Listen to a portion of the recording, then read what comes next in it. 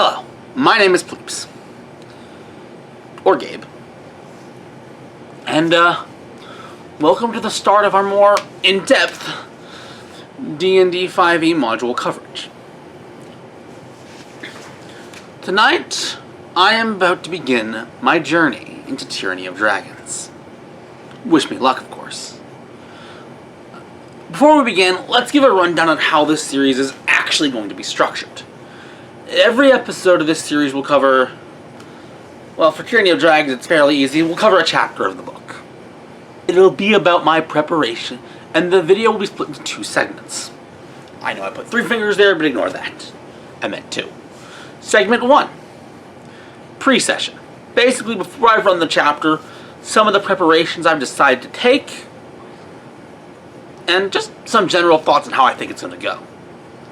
And Section 2, post-session. Basically, checking back in and saying how the party actually handled the session. That being said, if before you want to see this video, you'd like to see the sessions, or sessions themselves, check out the link right up here. My buddy Ross has been and will be continuing to record these, and I will make sure these videos aren't uploaded until after that. So for that reason, you'll be able to watch the chaos unfold as it does. So, Tyranny of Dragons Chapter 1, or Horde of the Dragon Queen Chapter 1. Well, a few thoughts. I'm actually going to be running this one pretty straight up. I know, but I'm probably, if the party dies, I'm going to sort of introduce a sort of time skip, which I think will be fine. It'll cut away, they'll get to come back with themselves and such and such and such. It'll be fun. But there are a few things I went and did myself. I went and looked online and found a map for the Temple for Shantia and the Mill, since the party could enter both areas, and probably will, and there would probably be a fight. I'm only going to use those maps for the interior, though, not the exterior. That's a decision I've made. In other news,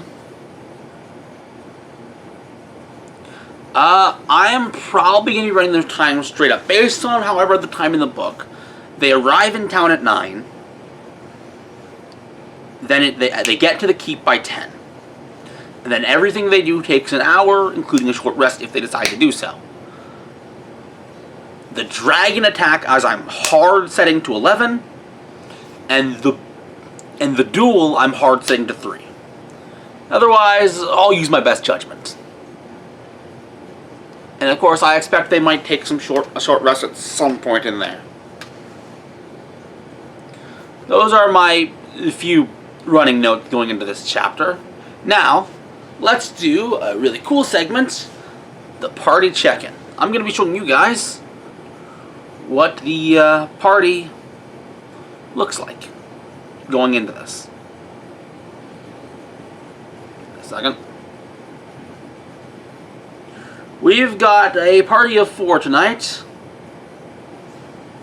and we got a few. We have Abigail Hera, variant human cleric of the Twilight Domain, with a max wisdom already. We do rolls for stats to explain it. A decent strength, dex, and no negative stats. Okay, not a horrible character. So that is our first one, and we will come back to them as they level up. Then we got Kedra, the Furbolg Artificer. 20 intelligence, good. Yeah, decent stats all around, really. Alright, and then we get Nathan Stryker, variant human paladin. Not too shabby, nothing crazy though. Then we get our buddy Twix, the Goblin Ranger. Decent dex, yeah, decent stats all around, really. Okay, that is our character check-in. There's not a lot to say yet because they're level 1.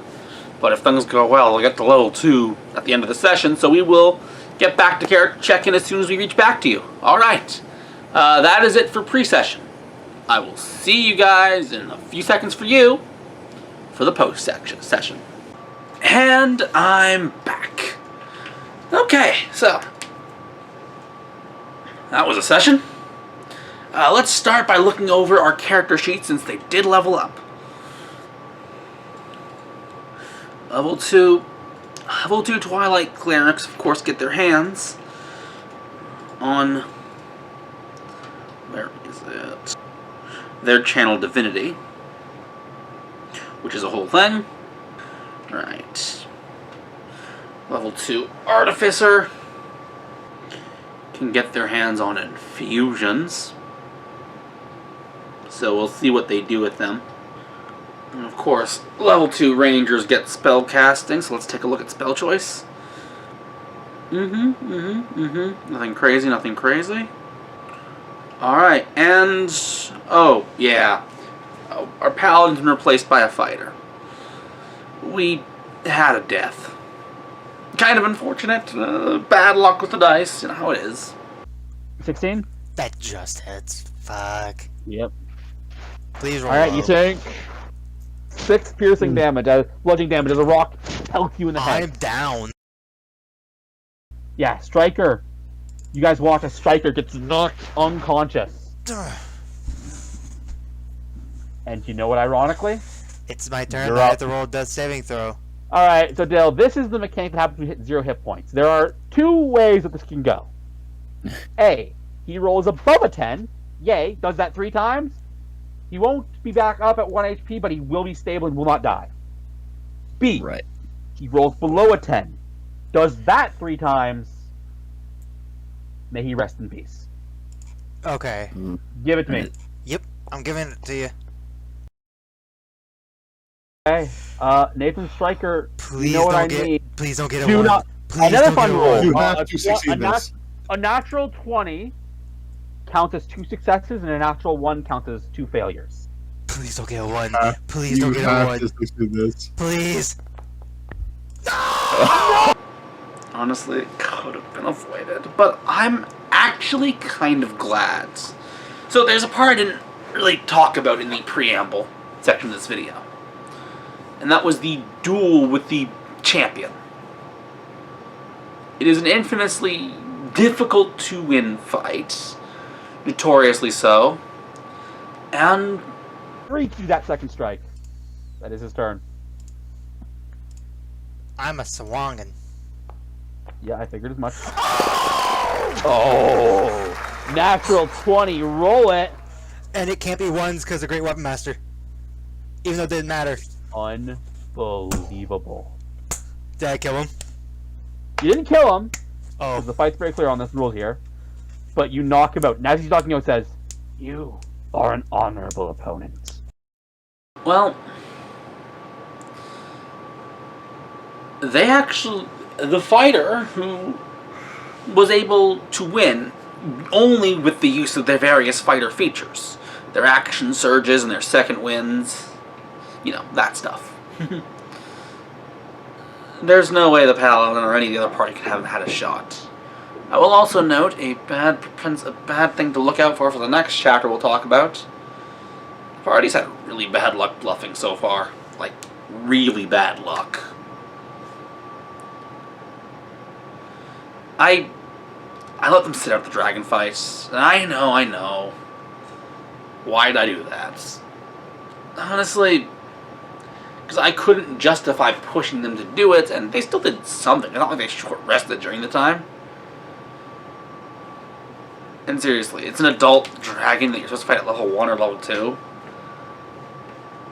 The party rightfully assumed that avoiding that fight was the right answer, so they did. Alright, anything else? I would say some fun moments, some bad luck with the new player, but it happens. I think these are the notable things I want to catch on from the session itself. Thank you for watching the video. If you liked it, leave a like. If you want to see more like it, do subscribe. If you want to see these sessions in the full, here's a link to the session this video was about. It was a blast to play and it went well, and we'll be doing the second one very soon. But, more importantly than any of that, have a good night.